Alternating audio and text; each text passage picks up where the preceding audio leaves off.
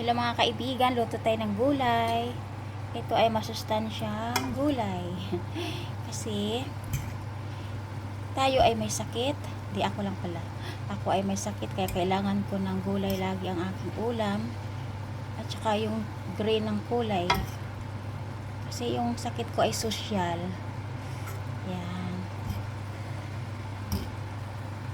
Kaya lagi lang ako nagugulay-gulay.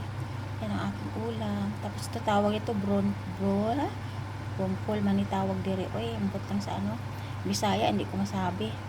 Yan, kaya green lagi ang aking gulay kay ano ba? Yung sasakit para kasi nakikimo ako ngayon.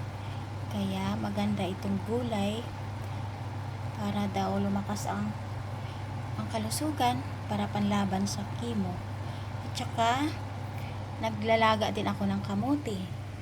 Ayan, kasi maganda din daw ang kamuti. Yan lang nababasa ko ha, pero inobserbahan ko maganda naman.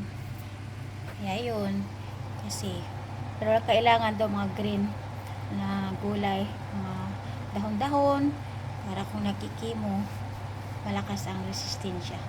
Kaya sa awa naman ng Diyos, okay, maganda yung pakiramdam ko. Hindi ako nananamlay dahil sa kinakain kong gulay. Kaya kain lang tayo ng gulay lagi.